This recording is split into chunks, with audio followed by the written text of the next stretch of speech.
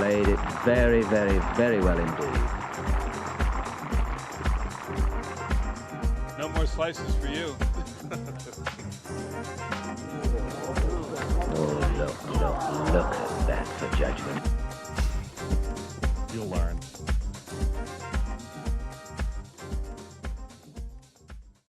Welcome to Sliced. A bit of a strange week in professional golf with no DP World Tour event to talk about.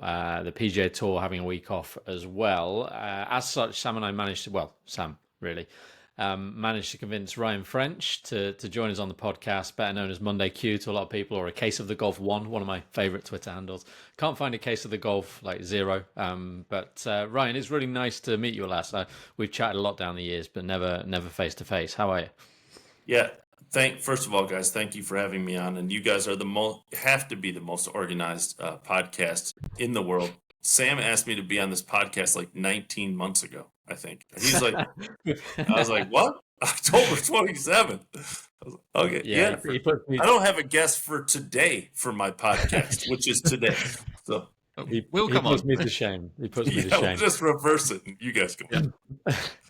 Listen, we could have done a whole hour on any number of topics, one in particular, but from anything that Ryan has reported on, and if you don't know Ryan, as I said, go to his Twitter handle at A Case of the Golf 1 to see more of his reporting and listen to him on various other podcasts and stuff. But fair to say you've covered a heck of a lot in the sport, Ryan, but we're going to try and take that and make a sort of broad state of the game chat, touching on some of the themes that you've written or spoken about in the past. So we'll cram as much as we can into an hour, keeping up our promise to subscribers and our unwillingness to pay for the enhanced podcast package. But first, Sam, I'm putting the pressure on you now. We better cover off two contrasting Sundays on the big tours we cover most weeks. Yeah, well, let's just very briefly talk about Genesis Championship. So Jung-Hwan Lee won, and he won't be a name familiar to many, but it's nice to see a winner on their home circuit. And actually, that happened a few times this week. You had Yanni Zheng winning in Taiwan, you had Miguel Tabuena winning in the Philippines. So it was quite a cool week in that regard. But Jung-Hwan Lee was going to take up DP World Tour membership. So overnight he's gone from being a kind of, I don't want to say a Korean Tour journeyman, but you could say that. And now he's changed his life with a 64 on Sunday against a pretty strong field. So yeah, did you watch much of it, Ben? I did. I watched most of the weekend, actually. My son, my 2-year-old, decided that he wasn't into his usual morning programs and just wanted to sit on my knee and watch golf. So it's a promising start to his hopeful love affair with the sport. But yeah, I did. He was really, really impressive. Obviously won from off the pace, but he will have known what he had to do down the final 3 or 4 holes. And there's a lot of strength in the Korean Tour. It's different to the Indian Golf Tour, it's a little bit weaker, and some of the local players on that tour struggle to make the step up. But you see him swing it, you think, yeah, you can sort of see there's a lot of ability there. And the other thing really is so enormous credit to him. And on both tours, the notable thing was that players have earned a membership as well as a trophy and loads of money and all the other stuff. They've earned a membership, which is potentially even bigger for both of them. We'll come to Michael Brennan in a minute. But the other thing obviously notable for what happened on 18. So Jordan Gumberg holding out from 60 yards to get his card for next year. And it really was I don't think in the end Birdie would have done it. He's holed out a 60-yard sort of pitch shot. Unbelievable. And Ryan hopefully can comment on Jordan, but he seems like a really nice dude. So that's good. And Laurie Cantor, who obviously we've had on the podcast, holding a 70-foot putt, was it? And I think really that putt probably got him his PGA Tour card. So an amazing week in Korea for 3 people in particular. But yeah, Ryan, can you tell us anything about Jordan? Because, he sort of bypassed a level himself when he won in South Africa last year. And to keep his card in that style, he was very emotional afterwards. Yeah, I mean, I talked to him via text, and I'm talking to him actually for the pod tomorrow morning. But yeah, I mean, he played here for a while, got some exemptions, and just never was able to take advantage of them. Then Mondayed into the Challenge Tour event, HotelPlanner event, like maybe 3 or 4 years ago. I mean, he is like a grinder. Lived in Florida, lived with a friend of mine for a long time, and they just they lived in a little apartment and tried to just find mini tours or whatever to get into. So again, like you guys just said, I mean, this is why to me full field golf and these moments are so special. Like, I mean, again, I said it, and I know I'm very biased, but like that Cantor's putt and Jordan Gumberg's shot, like those are like life changing, career changing moments. It it's super special. Like I say all the time, is like if you take a signature event and a opposite field event here in the States, 98 times out of 100, the more life changing, career changing win is going to happen at the opposite field event. So, it's the same thing. Like what that will mean to Jordan and Lori, we only know in X amount of time, but it could be like, again, these guys, as you guys know so well, is like the margin between winning a major or winning and being multiple times and holding out to just keep your card is razor thin. So we'll see what it means. Those are super special moments. I look forward to talking to him tomorrow. And I think that, in a way, it almost makes it more impressive what Michael Brennan did on the PGA Tour, just to go into that quickly, because, he is someone, if you don't know, he came off the PGA Tour Americas. He won 3 times, which meant he was going to earn his Corn Ferry Tour card. But obviously he's gone and won on the PGA Tour on his first professional start. And he's done it in a way that it didn't look like he was phased at all to me. And I know, you could say, okay, if you win at any level, you get that confidence of winning. And you often hear commentators say that. But I can think of a ton of examples where people have won multiple times on a lower tour and then have got up to the higher tour, and it just they haven't replicated that. So for Michael Brennan to do that, I think he's a special talent. And it's interesting because I feel like all this year, maybe I missed it, but I feel like all this year we've heard about Thor Bjornsson, we've heard about Clanton, we've heard about Koiven. I don't really feel like we've heard that much about Brennan. Maybe I missed it, but he seems to be maybe the one. Discuss, Ryan. Yeah, I mean, I had him on my pod maybe 3 weeks ago, and like you talked to a 23-year-old from Wake Forest, and you're like, I didn't really think we would have a lot. And I asked him in 2024, he got his America's card through PGA Tour U. If he won the Tour Championship, he played so well in his few starts that if he won the Tour Championship, he would have gotten his Corn Ferry card. And he had a 4-shot lead heading into the back 9. And, he said in the podcast, and it just shows a lot of what you saw on TV last night, the maturity. He said, I thought I might have a 1-shot lead. I thought I might have a 2 at most. And I looked up and it was 4, and I was rattled.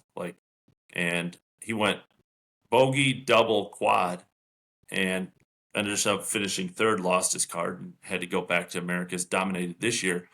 But again, at 23 or however old he is, 22, to say that, I think it's easy for pros to say that 5 years down the road that had an effect, and it was probably best for his career. But his point was you do that on the PGA Tour, you probably aren't able to ever forget about it, right? It's everywhere. And so he did on the America's Tour and dominated this year, absolutely dominated. And yeah, I mean, impressive to watch. This has nothing to do with Michael. It's just you don't think that he's going to finish it off yesterday. There's just not many people are like, oh, here's a 22-year-old in his first pro start on the PGA Tour. Oh, he's going to just shoot 67. You're like, he's going to shoot 73 and finish 8th and be super happy about it. So, I mean, the kid is a stud, a true stud. Yep, absolutely. Yeah. And it's so often, isn't it, that we see someone like that shoot a 73 on a Sunday and just fall out of contention. But he, if anything, accelerated away, which I think was a really impressive thing. But let's go into sort of some Monday Q stuff, Ryan, because I know you'll enjoy that. But I want to start off with, because I don't know how many of our listeners will know this, but there are going to be some changes to Monday qualifiers. They're being trimmed by the PGA Tour. So firstly, which ones are being cut? And do you think we're on a trajectory where eventually there won't be any? Yes, I do, sadly. And so basically a third are gone, and that's at the beginning of the season. So from the Sony till daylight changes, I think I'm almost positive that some of the opposite field event Mondays are coming back.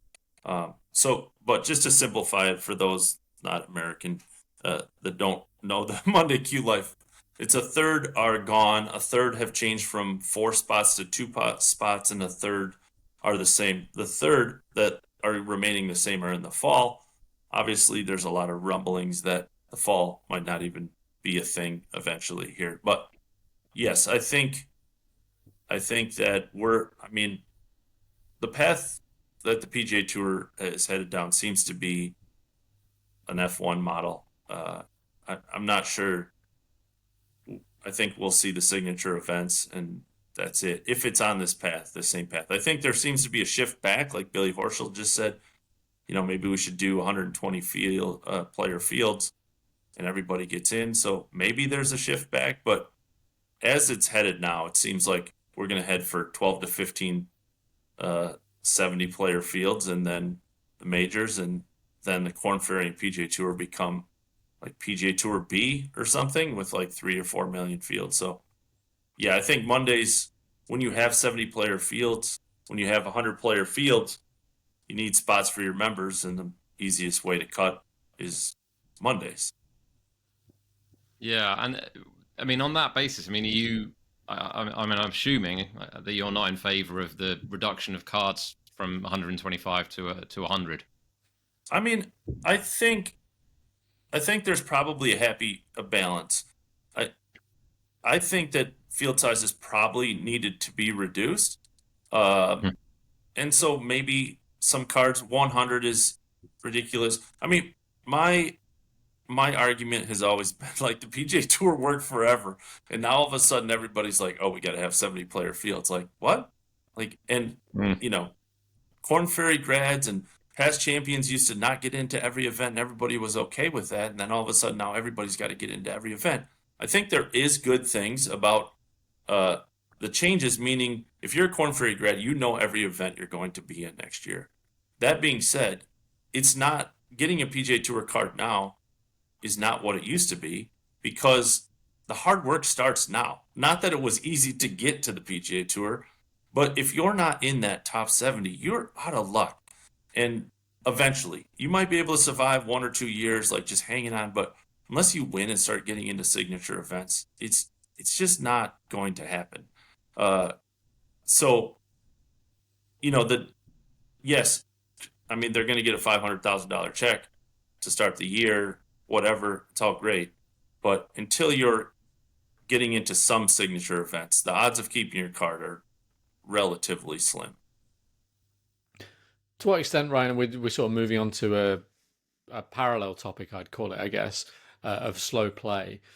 Obviously, we saw it again in Utah last week. I know that you can make excuses about the golf course and things like that, but I count at least 10 tournaments, individual tournaments, that is, separate tournaments, from the Valspar to Utah to Corrales Punta Cana, that have had a round not completed without an actual suspension in play or a delay to the start.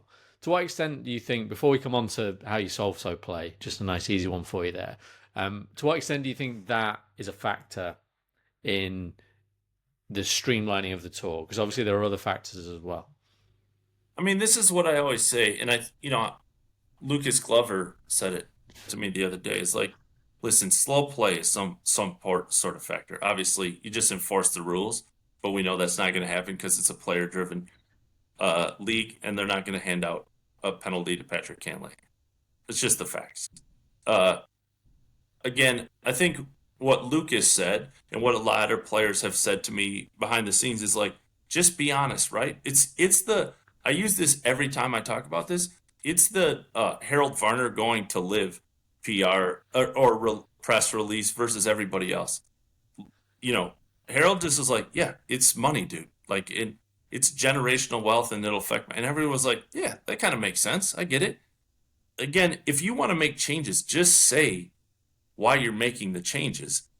We all know the main part of these changes is to get top players paid more money so they don't leave for a rival league. That's part of it, and I get that part of it.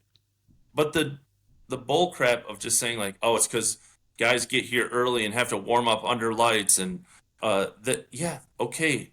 Like, dude, they've been doing that for 20 years. What are you talking about? Like Lucas Glover's like, I got up at 4 a.m. my whole career when I had a 7 a.m. tee time. What are you talking about? So again, I think it's the lack of honesty or lack of transparency would be the better way of saying it between players. Like, yet I think field sizes need to be reduced. Golf courses are too small because of changes in thing. Par fives are reachable. There is some factor of just golf in general is too big. So that's kind of what I was saying earlier, is like there's a happy medium, but it's not the reason. I just had this discussion with players like, well, that signature 70 sounds about right. And I was like, well, if 70 sounds about right, then stop talking about pace of play, because going from 156 to 70 is not, it's that you don't want to deal with the riffraff of the tour, like what you think is the riffraff of the tour. Like, and that's it. Like, that's it. They want to get top players paid, which there is some understanding. You're watching all of your friends go make hundreds of millions of dollars, and you want to get some, and you have the power to do it. So I would love to say if I was in that position, I would look out what's best for the tour. It's easy for me to say because I don't have the power to do that. It's Yeah. interesting. I don't think I've come across a single person who likes 70 as the number, but that's like Yeah. it seems like there's a broad This was- consensus that it's too far. It's gone too far the other way.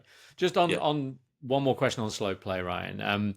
You've spent time across a variety of tours. Don't know if you've made the Safari Tour yet. I know it's on your list, but Definitely bucket list.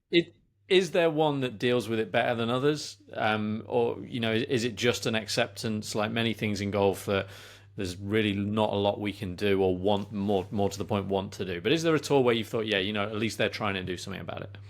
Yeah, I mean, again, we can talk about how they do it. America's Tour did a much better job of enforcing it this year. I think they gave out like 7 to 10 penalties throughout the year. But again, like, is that ever going to transfer to the PGA Tour? Not in my lifetime, I don't think.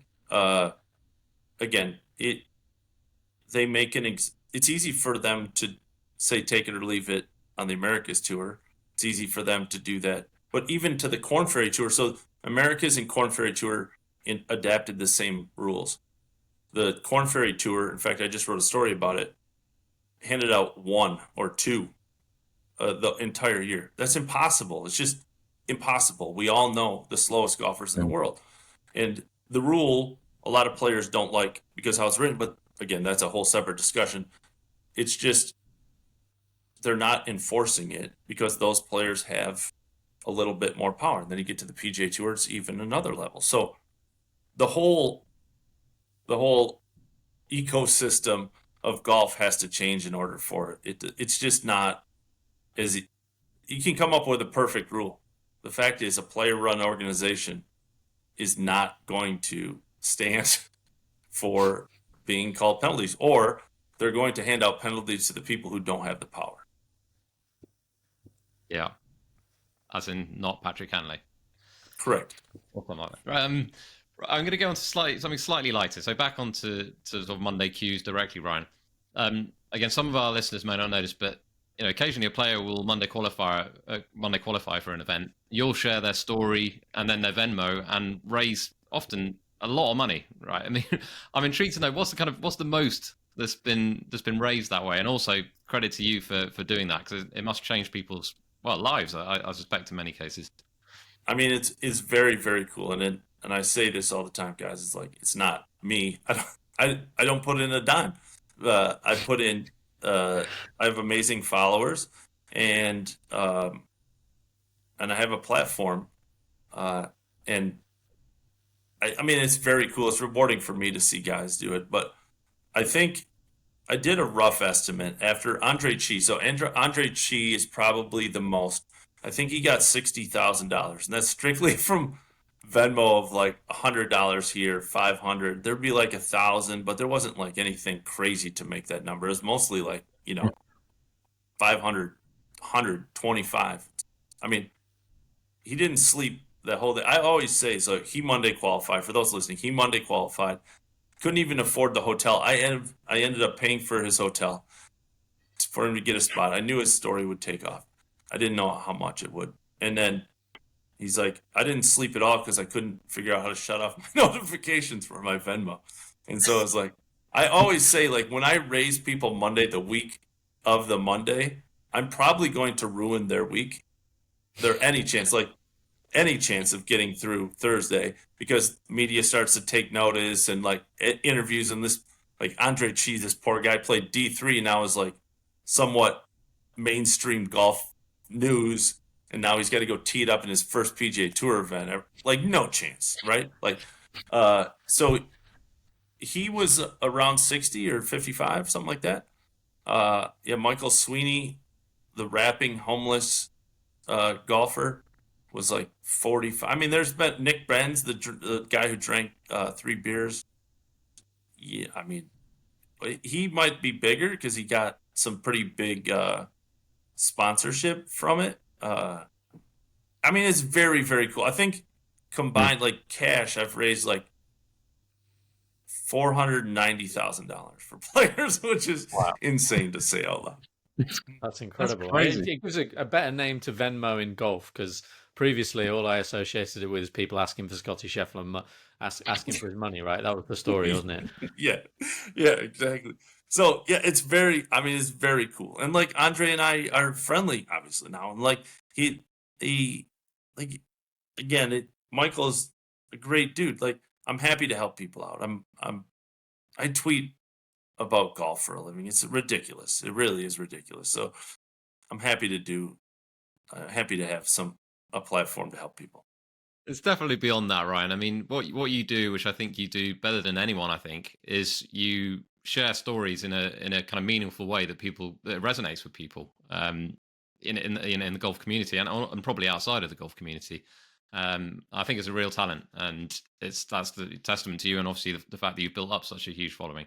But sticking on the topic of, sorry, go ahead. Sorry. No, this I was going to say, just sticking on the topic of generosity, but going the other way, you've talked a little bit online about tour players who have sort of donated gear and stuff. I wanted to know, is there a particular standout one? I remember you mentioned Matt McCarty donating a load of gear. Is there one that kind of really stands out where you thought, wow, that's incredibly generous?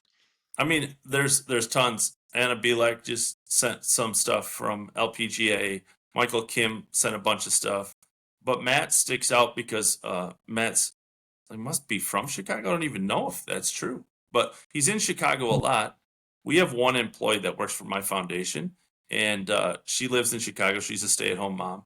And Matt, often, I mean, it just happened a couple months ago.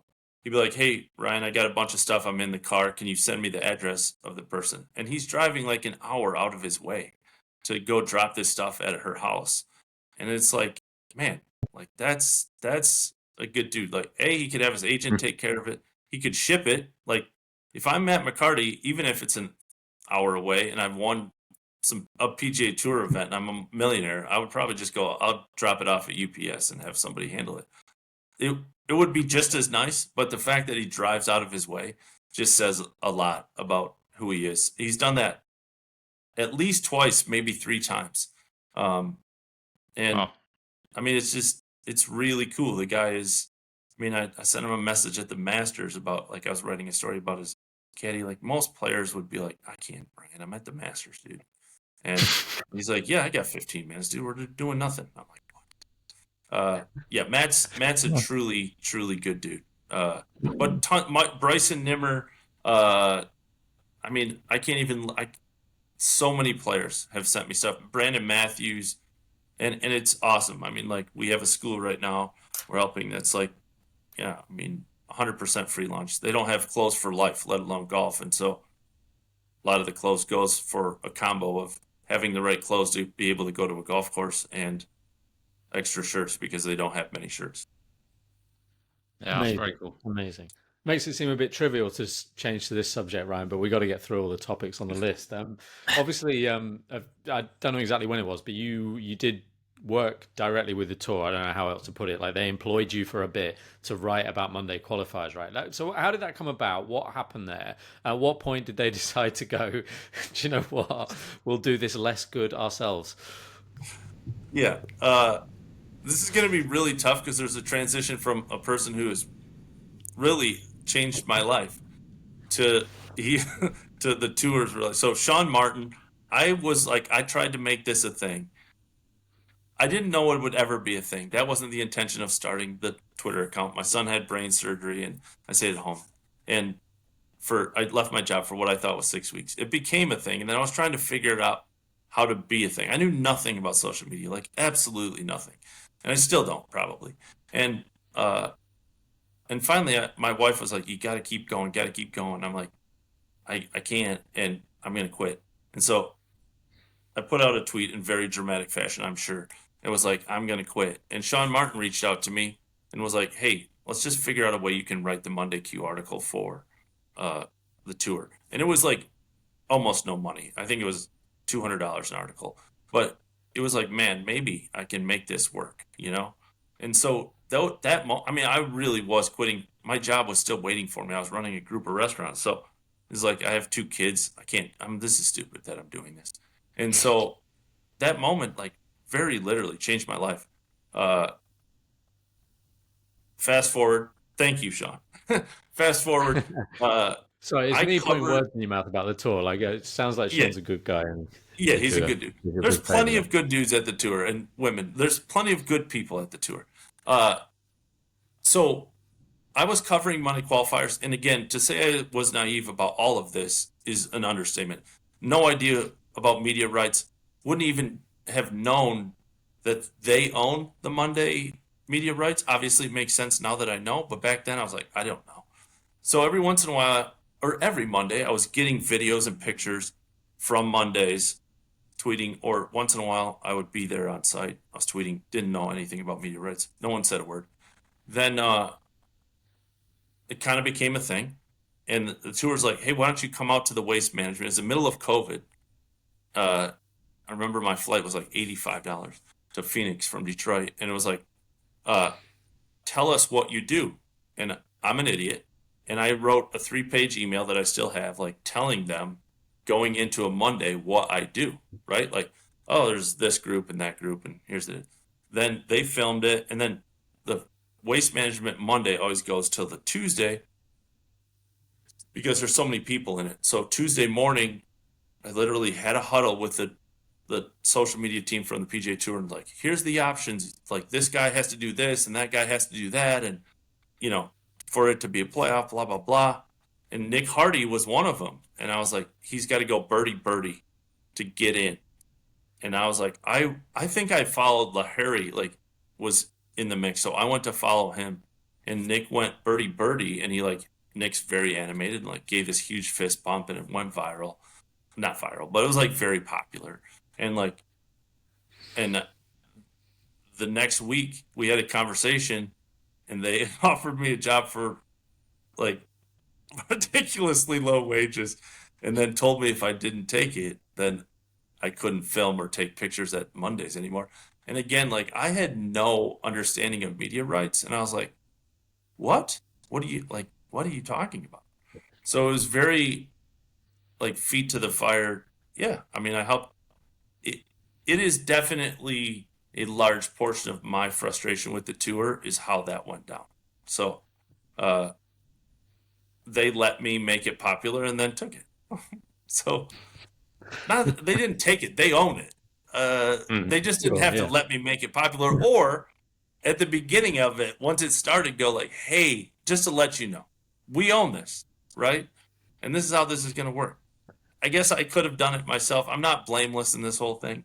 So anyway, that again, this is going to go to a bigger subject. It's like, I'm bummed that my relationship with the tour is adversarial in a lot of respects. A, because there's a lot of good people at the tour. Sean has literally changed my life. But also, I promote the tour and the players they don't 90% of the time on my platform. And it's frustrating that the 10%, I get negative stories, get bigger things, and negative tweets get more likes and all that. But like 90% of my podcasts and stories and tweets are promoting guys that they never promote. And I wish they don't have to be happy about it. I wish some of it, the 10% they looked past or understood that it's what I do. So that's it. Yeah, understood. Yeah, I'm guessing, right? I don't want to be presumptuous here, but apart from that adversarial aspect, you're pretty happy with your decision to turn down the the low wage job and pursue the Yes. path you have, right? Yes. Good. I did not. I was very, very naive to how hard telling the truth is in media in general, especially if you work for it too. It must be one of the big challenges. Yeah, and look, I don't. We don't. Sam's already said one nice thing about you. I don't want to go overboard now. He's nicer than me as well. But I think one of the most impressive things, and actually, I'm sure this will be a question later on, but I'm going to skip ahead and ask it now. I wanted to ask, like, in terms of journalistic background or journalistic smarts, like to me, you have a it seems a natural instinct for storytelling. One, but the ability and the desire to shine light on both sides and to offer balance in a way that I couldn't do it. No chance. So does that come from somewhere? Is that something that you always had an interest in storytelling in that way, or is that something you've learned, or is it just something that's natural? I know you work with your wife works in a much more serious line of work, and I wonder if Yeah. that is a good reminder of what we do being pretty silly, as you've alluded to. I mean, I want to keep it to your promised hour. I don't want to get too deep here, but like, no, I don't have any journalistic background, as you guys know. I write like a fifth grader. I think my my reporting and the core storytelling is like where I've been able to get popular. I'm super lucky. I don't know where that came from. My instinct, like, I never thought about it, Ben, prior to anything, but now I consciously, obviously there's a little, I write newsy stuff and I have sponsors, so this is not 100% true, but any big story, what has made me successful is I've never thought of like what's interesting to other people. It's always been what's interesting to me, and somehow that's resonated with people. I'm blown away that that is the case. But now I consciously think like, am I writing this story for anything like other than that I would be interested in if it was me and my friends, right? And that's both sides, like cheating, slow time penalties that weren't really slow time penalties, or possibly had some things, or like those are I had I have like a small circle of nerdy friends, golf nerd friends, that we would have those conversations if I had zero followers and it was just us watching golf. So it's like that is what I've tried to keep from a big like journalistic standpoint. I touched on it, is like I I was amazingly naive to how hard it is to tell the truth. The effect it has on my own personal career, and I'm not trying to be some advocate for independent media. Like, this is not what but it's hard, man. It's hard to tell the truth, and I had no pressure from tours. I've had plenty of phone calls from the tour where they're trying to kill the story, and they can put pressure on you. And I know that they can put pressure on people. They don't have much leverage on me because I don't go to events, and I have the access to players, online or on the phone. And so, but they 100% have put pressure on people and killed stories. I know it. Like, I've talked to other people. So, um, yeah, I just write stories that are interesting to me, and I try my best to stick to that. And somehow it's not like I don't look at my instinct as like somehow that what I'm interested in has translated to other people being interested in. You mentioned just a second ago, Ryan, about cheating, and this is something we talked about a couple of weeks ago. I mean, it sounds like it's maybe more widespread than we think. Is there one particular story that you can repeat that maybe, you don't have to mention the name, obviously, but that maybe the kind of context of the story and to give us an idea? Yeah, I mean, there's plenty. I've done some on mini tours. I've done the Matt Moreau story from Q School when he dropped balls and the Nebraska PGA went out and found him. That was a couple years ago. I mean, that one ended up on Fox News, and I was like, whoa, this is wild. Uh, but I think as a general overall, my phone rings with a cheating story probably an average of once a week, and that's on all tours across the world. And cheating is rampant is way too strong of a word, pretty regular. And tours aren't doing much to stop it. In fact, they're probably doing the opposite of that. They're discouraging people from reporting it. They're not working it. And I don't know where that comes from. And it's really unfortunate because it just creates more. And so, I mean, I just got one from Q School. I've had them from name any tour across the world, and I've probably had an alleged cheating incident.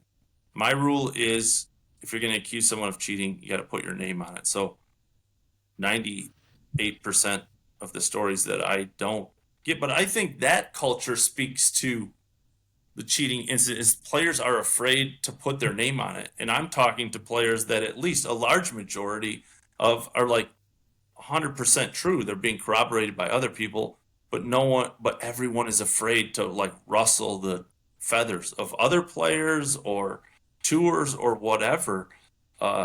It's pretty alarming. Again, like I say the word naive, like I just thought, oh, a guy cheated and someone called him out and that guy was suspended and we all went on with our day. And that's just not the case. Players are like, don't want to deal with it. They don't want to deal with the fallout of doing all like that. There's a whole culture underneath of like calling out someone and it's pretty unfortunate because this breeds more cheating, quite frankly. And do you think is it changing then? Like, I know you're relatively new to working in golf, but do you think this is something that's always been there, but now people have got access to reporters like yourself, and even if you can't always go on the record with it, you know you've got a good sense of what's going on? Or do you think 20, 30, 40 years ago, there was simply less of it? Because obviously now there would be fairly obvious incentives for it to happen more without justifying it, like the money involved in golf now. Any sport that has had an injection of money, it's like I'm always surprised there's not more spot fixing allegations in golf, for instance, but possibly because it's a hard sport to spot fix, right? But cricket has had that, tennis has had that. So in golf, is it something that's changing, and is that maybe tied into the money involved? Yeah, I mean, Ben, in my short time, I would just say it's changing in the wrong way. I'd say, I mean, obviously I have more of a reach, so I'm getting more stories, but like the frequency is not proportionate to my growth. It seems to be the frequency is disproportionate to my growth. So it's like, again, I think that comes from this culture of like the tour, other players. I had one player on a tour just say, I have to stop looking because it's starting to affect my game that's happening so often, right? And this is on a regular worldwide tour. Like, he's looking the other way because he doesn't want to. That's how often it's happening on that tour.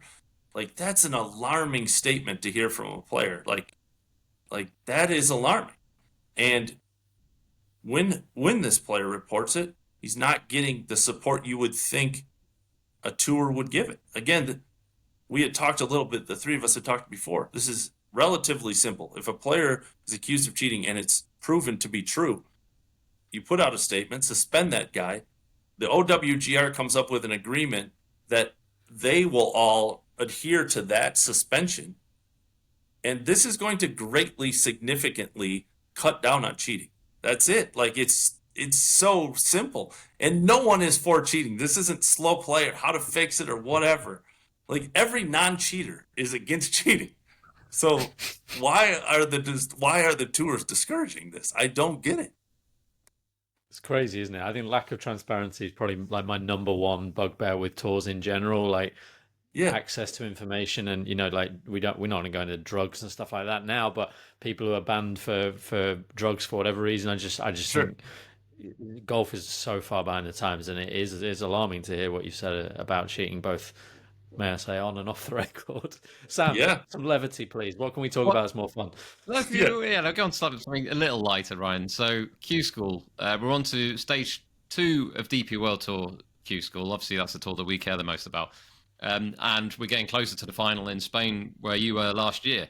And it sounds like you're not going to be this year for reasons we won't go into. But what was it like working with golf's greatest tour?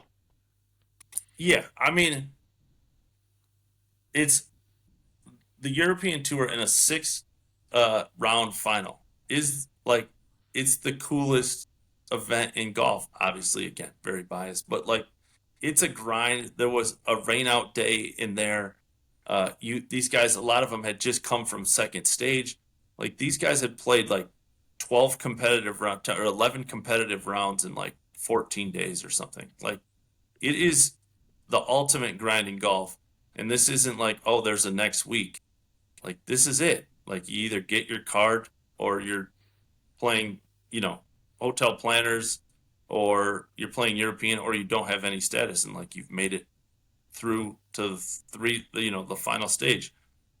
Like, there's very few moments in pro golf with the amount of money in pro golf that are truly life-changing anymore. And Q School is one of the few that's left. Like, there is truly life-changing moments happening out there. It was awesome. It was my first European Tour event. It was, 6 rounds. One day got rained out. The city they're in was like a resort town that's basically shut down. So like, everyone, literally the hotel was open just for us. And so like, all the players were there, like, everyone was together, and it's like, man, this is pro golf. Like, pro golf has become very, like, you go out to a PGA Tour event or a European Tour, I would guess, like, the top guys are all on their own. They all have their own teams. It's there is not a ton of camaraderie anymore. And like, this was old school. Like, you're sitting in the bar, there's a million players, caddies, we're all staying in the same place, like, shooting the shit, just talk. I mean, it was great. It was awesome. Just wanted to ask you, obviously, that like, it's such a cool event. I suppose one of my ongoing complaints this year, and something the DP World Tour are looking to address, is that getting your card in the moment feels like the biggest thing, and it's a great achievement. But in reality, I guess the one who really springs to mind is Davis Bryant. I mean, there are more egregious examples. Like Will Besseling, I think he got the final card, and he's played maybe 12 DP World Tour events, and surprise, surprise, he's not done enough to keep his card. But Davis Bryant's the one who stands out for me, because I think a lot of people would be surprised. Casual fans, they've seen this guy contending a couple of times. He looked good. He earned his card at Q School. He's got top 5 in a good tournament in the middle of summer. A couple of other top 20s. Where's he playing this week? He's in the Challenge Tour Grand Final. How do you make sense of that? Yeah, and again, he's stuck in the worst of no man's land, because he's 31st on HotelPlanner. So but he had some good finishes on European Tour. So it's like, halfway through the season, and I talked to Davis about it. He's like, what do I do, right? Like, do you devote yourself to hotel planners? You're all golfers. Most golfers, there's times that they have, but like, they believe they can compete on the top tour in the world. Davis has proven that he can. So I understand why it's easy to go into the European Tour event instead of hotel planners. Obviously, in hindsight, he probably maybe should have played hotel planners all year, and he, as good as he is, would have skated to his card. But that's easy for me to say when the purses are wildly discrepant. You already have a top 5. You're like, I'm gonna just go have another top 5, and then I'm gonna be fine. It is the problem they have to solve. Is like, Q School used to mean, like, again, all of these changes.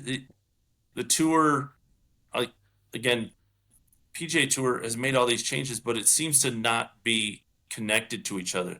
They made this decision, then this happened. Oh, well, then we have to do this. Oh, well, then this happened. Then we had to do this. I mean, guys, I don't know what they're going to do next week. So they've made all these changes, but they didn't make the changes to the Corn Ferry Tour. Next year, the first event's supposed to be 120 players. I count 160 fully exempt players already. Like, that's a problem. Like, and no one was like, all right, like, so that is what golf is in right now. There's so much fluctuation. So the European Tour has to figure out, like, they've cut the amount of cards at Q School, hasn't done much. Like, you have to figure out a way that Q School means anything. I mean, when Yannick Paul does that interview after he missed the cut on Friday and is like, yeah, I'd like to go back and get my card at Q School, but it doesn't really mean anything. And you're like, whoa, this dude got to the European Tour like he's supposed to, did everything he's supposed to do right, had a bad season, and now he really can't get back on.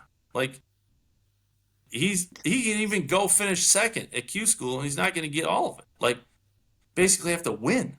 Like, and so he's like, man, he didn't say it. I'm paraphrasing. Like, he did everything right, had one bad season, and at best he's probably going to be on the hotel planners or get a few events on his conditional status. Like, it has to change. Especially, another thing is, like, so many more Americans are going over there.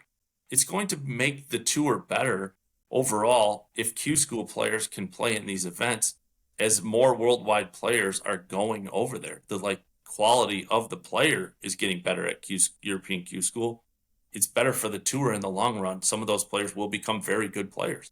So there's no reason to not get those players in the field. Yeah, it's something we've talked about quite a lot over the recent weeks, actually, Ryan. And I mean, to be fair, they are making some changes. They don't kick in the next round and cooking until this time next year, where they're making further trims to the number of cards available. But, you know, maybe it's a slow and steady thing. They can't, I guess, overnight, they can't fix it. So I suppose it has to be gradual. But I wanted to ask you, you know, just talking briefly about the grand final, which is this week on the HotelPlanner Tour. You'll know the in-depth stories of the players better than anyone. Who are some of the players, or a couple of the players, that neutral should be rooting for this week? Yeah, I mean, I'll take the American side. Like, Nick Carlson is, I think, 35th. I mean, this guy, you know, comes from a blue-collar family, was a substitute teacher, assistant coach for a Division III college, delivered groceries, like, did everything he could to keep, and every check he would just go play a mini tour event. And if he ran out of money, he'd go back and work his job. And if he made a little bit, he'd quit his jobs and go at it again. And then he won a next event, a simulator tour event that won $50,000, and it, like, changed his life. And now he's 35th. Jackson Palmer's very good. We talked about Davis Bryant. And then I think some guys, I mean, you guys know this, probably your listeners do, but, like, Josh Berry's going to be, I mean, it'll be really interesting to see him next year. And then I'm going to mess up his name, Ohan Gulamende. I can't believe you chose. We didn't force you to talk about him. I know. But Ben has got the pronunciation down on this, by the way. You do? Oh, come on, Ben. Wihangi Amundagi, I think. Oh, my God. I cannot wait till he's on the PGA Tour to watch first tee announcers just absolutely melt. At least on the PGA Tour profiles, we get the phonetic pronunciation, don't we? Yeah, so that's going to be no help to the 74-year-old man or woman that is announcing at the Travelers. But he's talented. He's young. But, like, golf needs some characters. I was over at the Irish Open or the Irish Hotel Planners event. He actually won. He swallowed a fly, which is insane, and then just walked off the green and was, like, gone for 20 minutes. I don't know what the hell happened. I've never seen that in golf before. But also, he's like, I assume cussing. I don't speak French, but he's like, he's very fiery. His brother is his caddy. Like, golf needs some characters, and like, golf is so boring when it comes to personalities. They're either scared or hide it, and he's like, he's a different dude, right? And, like, golf desperately needs some guys like him.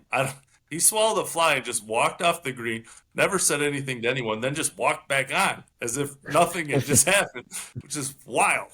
And, like, he was super emotional after, like, crying about what it means. Like, we need people like this guy. Like, you know, again, not to get into live conversation, but a lot of the live guys were villains, right? Like the tour misses a Bryson to hate, quite frankly. Like you need some villains, and this guy could be a villain, and he's super talented too. So those are my guys. I like that. I like the fact, obviously, we've spoken to Mike Lorenzo Vera, sort of French veteran of the tour, is a real character, and as he retires, Weehan goes and keeps the flag flying. It's good to see some French golfers coming through. We got just a couple more questions, Ryan, because we're running out of time, and if we don't do highest bidder, I don't think Sam will ever speak to me again. So, look, this is a bit of a broad sweeping question, but if you're PGA Tour commissioner for the day, right, imagine things have gone differently. You've taken that minimum wage job and you've just progressed through the ranks, and you are Brian Rolap. I don't know, that's his name, isn't it? So aside from organizing a Monday qualifier for every event on the schedule, including the Masters, despite it being outside of your jurisdiction, what one change are you making? Yeah, I mean, it's not one change, but I think there's a happy medium. Billy said 120 players and 25 events, and everybody gets into everything. Every fully exempt player gets into any event that they want to. Again, everyone now, since the inception of Live, tells people how the PGA Tour needs to be fixed. And I always ask to these people that say, like, oh, it's ridiculous, you got to have signature events. Is like, where were your tweets saying that prior to Live, right? It's like, there isn't. And so I'm not saying that there should be no changes, but my overall, if I had one change, it would be like some amount of events. We have too many golf events where everyone, if they want to play, can play. And again, I understand you got to pay top players. I'm all for it. Like, do TGL, do PIP, do whatever. Those guys bring in the cash. I get it. Like, if you're top 20 in the world and you play an event and you guaranteed 100,000, no matter if you shoot 80-80, I'm okay with that. LeBron gets paid for playing like crap, sitting on the bench, whatever. Like, I get it. Top players drive this thing. There's a way to do it. The PGA Tour worked for a lot of years. So full field events with meaning would be my one change. Seems pretty straightforward to me. I'll sign that. Yeah, all right. I appreciate it. We got to get you on the board. It's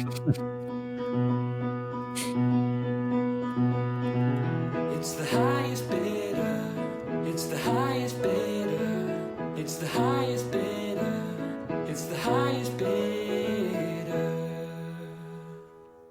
Like, real quick, you're catching people by surprise with that. It's great. Real quick, before we get into this is the most professional podcast I've ever been on, and I am so embarrassed the lack of professionalism on my podcast. As I said, my guest for today is coming on tomorrow, and I asked him today.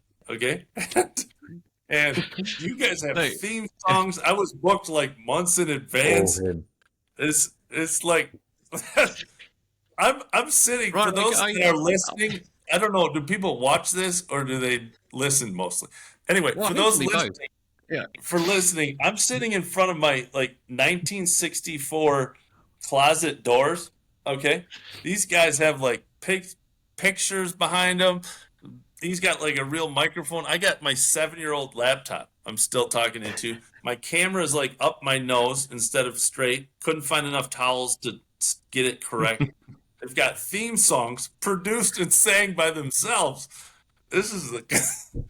Listen, Ryan, I did a theme song for you, didn't I? Is that it's amazing. No, we have some. Mark does the thing. Yeah. I'm just saying, like, this is unreal.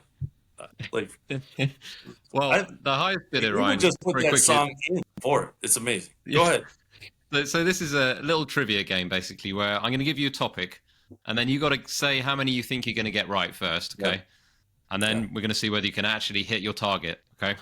Now, Ben wanted to give you an easy one, and I said there's no way. Ben wanted to give you the people who have got through a Q school and then won. I said you're going to be able to do that in your sleep. I said that's far too easy, right? I've tried to make it a little bit more challenging.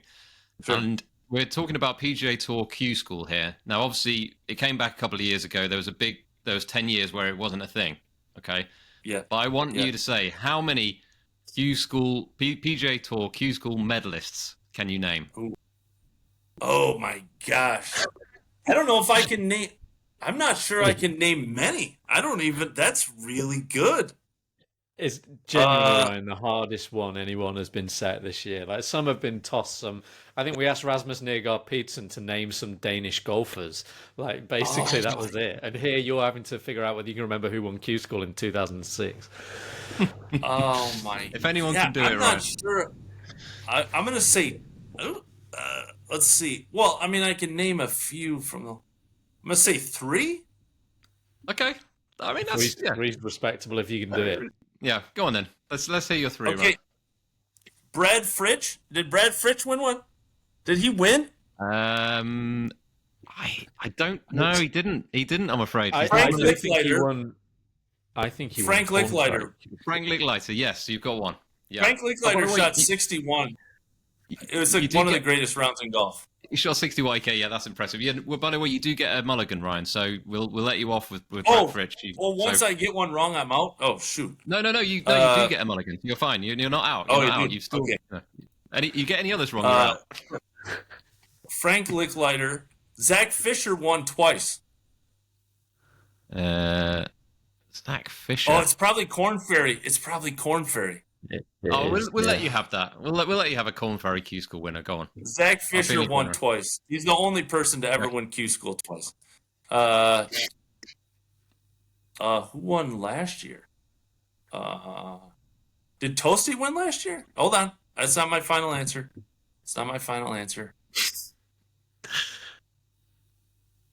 Hayden Buckley won. Hayden Buckley? Hayden Buckley. Lanto Griffin. There you go. You saved it. Yeah. It was Lanto. Lanto Griffin. You got there. You got there. The previous year, Hayden didn't win. Hayden Springer didn't win. I give you a clue for the previous year, Ryan. This is one of our favorite topics over the year. If you were to do like an AI download of our transcripts, you'd see the phrase Category 12 quite a lot. And it's the DP World Tour category for low-ranking FedEx Cup players. The 2023 Q School winner played on Category 12 on the DP World Tour last year. That's not helped you in the way I was hoping. Another clue, he's Aussie. Oh, he's Aussie. I don't know that one. All right. I don't know. I'm out. You got your 3. You don't have to answer his questions anymore. It was Harrison Endicott was the answer, but we gave you Harrison. Yeah. We gave you the Corn Ferry one. We gave you Zach Fisher, so you got your 3, Ryan. It's respectable. It's a very hard topic, and I apologise for not giving you. No apologies. It's a good way for me to brush up on who won. I do remember Frank Lickliter. Can I tell a Frank Lickliter story? At the John Deere Monday, Frank plays Mondays still, PGA Tour Mondays. No one knows why. He hasn't come remotely sniffing one in years, but he still plays them, and he smokes cigarettes. He's an angry fellow, like grumpy, not angry, grumpy, curmudgeon. John Deere Monday, misses, comes in, his caddy is out and scoring. He's like, Frank wants to go to Utah. He was like in the 48, 49 category to play in the Corn Ferry. It was years ago, and he's like, I don't want to go. I'm not going to Utah. I'm so tired of this. I'm not going to Utah. Frank comes out smoking a cigarette and goes, we're going to Utah. And his caddy goes, okay. You don't mess with Frank, do you? From what I've heard. No. What's he called? The Blade? Is that his nickname? Yeah. What's his nickname? Yeah, the Blade. Because, he was arrested for. Never mind. Just go look. He carries a gun. Allegedly, he carries a gun in his golf bag. So. Well, this ended very seriously. Very, very seriously. Yeah, it did. Well, we have run out of time, which makes me very sad, Ryan, because there's so much that we'd love to talk to you about. But thank you so much for coming on to Sliced. We greatly appreciate it. We thank you for your services in the golf world and for being a sort of beacon of light on golf Twitter. Thanks for having me on. I appreciate it. Fans of you both, and really appreciate the time. Thanks so much. Thanks, Ryan.